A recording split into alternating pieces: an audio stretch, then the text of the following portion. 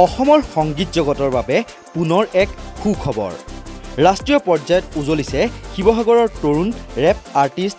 চেডি মেলো নামৰ ৰেপাৰ গৰাকীৰ বহুকেইটা গীত দেশজুৰি বিপুল জনপ্ৰিয়তা লাভ কৰাৰ পিছতে টি সিৰিজৰ সৈতে চুক্তিবদ্ধ হৈছে ভাবকচোন শিৱসাগৰতে সোমাই থকা এটুকুৰা আকৰ কেনেকৈ জিলিকি উঠিছে প্ৰদীপ ইয়েইন আৰু মামনি ইয়েইনৰ সন্তান চেডি মেলৰ সৰুৰে পৰা সংগীতৰ ক্ষেত্ৰত আছিল দখল আধুনিকতাৰ ধামখুমীয়াত ৰেপ ছঙৰ জনপ্ৰিয়তা ক্ৰমান্বয়ে বৃদ্ধি পাইছে বিশেষকৈ যুৱ প্ৰজন্মই সাংঘাতিক ধৰণে আদৰি লৈছে ৰেপাৰসকলক গুৰুত্বপূৰ্ণ কথাটো হৈছে যে টি সিৰিজৰ সৈতে চুক্তিবদ্ধ হোৱা উত্তৰ পূৰ্বাঞ্চলৰ প্ৰথমগৰাকী ৰেপ আৰ্টিষ্ট হিচাপে পৰিগণিত হৈছে চেডি মেলো বৰ্তমান ভাৰতৰ সৰ্ববৃহৎ ৰেকৰ্ড লেবল টি সিৰিজৰ সৈতে চুক্তিবদ্ধ হৈছোঁ ইতিমধ্যে আৰু তেওঁলোকে এক্সাক্ট ৰিজনটো মই গম নাপাম কিন্তু মোৰ দুটা গান গোটেই ভাৰতত খুব জনপ্ৰিয় হৈছিলে যোৱা বছৰ MTV হাছলত মই এজন কণ্টেষ্টেণ্ট আছিলোঁ টপ 15লৈকে মই আছিলোঁ আৰু তাতে মোৰ দুটা গান ৰফা দফা আৰু লড়কে ৰোতে নেহিটো খুব জনপ্ৰিয় হৈছিলে ইনফেক্ট ইণ্ডিয়াৰ টপ 10ত বহুত সপ্তাহে আছিলে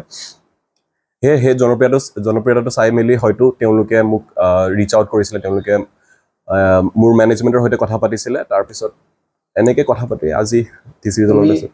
মোৰ প্ৰথম ইনস্পিৰেশ্যন বুলি ক'বলৈ গ'লে মোৰ দাদা কাৰণ দাদাও ৰেপ সংগীতৰ সৈতে খুব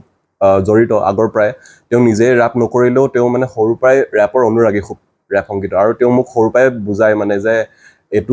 এইটো কথা কৈছে আমি আগতে ইংলিছত শুনো মানে দাদাই মোক অনুবাদ কৰি বুজায় যে এইটো কথা কৈছে এইটো দেখিলি ইমান মানে ধুনীয়াকৈ এইটো কথা চিধাকৈ নকয় অকণমান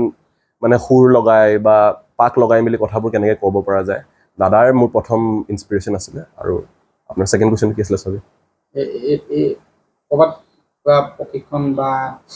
নাই মই আজিলৈকে একদম ট্ৰেডিশ্যনেল মিউজিক ক্লাছেছ বুলি ক'লে একো লোৱা নাই মই গিটাৰ ক্লাছেছ লৈছিলোঁ মই গিটাৰখন বজাবলৈ জানো 2বছৰমান গিটাৰ ক্লাছেছ লৈছিলোঁ সৰুতে বাট এনে মিউজিক ক্লাছেছ বুলি বা ভোকেল ক্লাছেছ বুলি মই আজিলৈকে একো লোৱা নাই হয়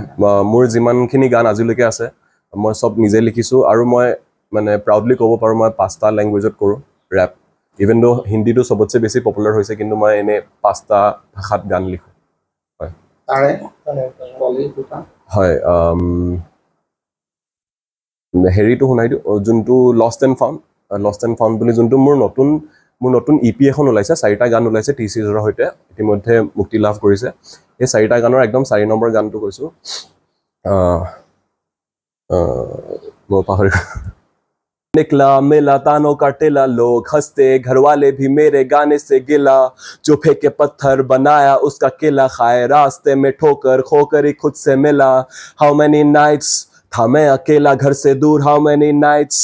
सपने टूटे बिखरे चूर हाउ मैनी नाइट्स सबने तोड़ा ये गुरूर हाउ मैनी नाइट्स खुद से कहता अभी हारा नहीं तू सीखा मैं उन रातों से अफसोस करूं मैं लाखों में पर लाखों में जो अपने थे लोग मिलते बस यादों में पैसे और पेशे से पहचान बना पाशा पर पैसों के प्यास पीछे पछतावा अकेला राजा अब पापा को देना घर भाई को देनी गाड़ी मेरी माँ को मैं क्या दूं लग जाए उम्र मेरी सारी गाने बनाए बताए अपना दर्द अब गाने चलाए घर में ना ran out of words হয় যোনটো পপুলাৰ মানে লড়কে रोते नहीं টুৱে এবাৰ গাই দিছোঁ तंग हालातों में अनकही बातों में यादों के कोहरे में आपको खोते देखा है रोशन महफिलों में मुस्कुराता वो भी पर काले सन्नाटों में बाप को रोते देखा है बातें पुरानी वापस उसे खींचे पूरी जवानी बीती कागजों के पीछे किसी से कहानी रह गई सुनानी सुना चांद कितना बादलों के पीछे ইতিমধ্যে টি সিৰিজৰ সৈতে চুক্তিবদ্ধ হৈ 4টা ৰেপ গানো মুক্তি দিছে চেডি মেলোই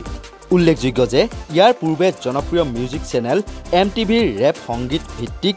এক ৰিয়েলিটি শ্ব'ত স্থান লাভ কৰিবলৈ সক্ষম হৈছিল চেডি মেলো শিৱসাগৰৰ পৰা পাৰ্শ্বজ্যোতি গগৈৰ প্ৰতিবেদন নৰ্থ ইষ্ট নাও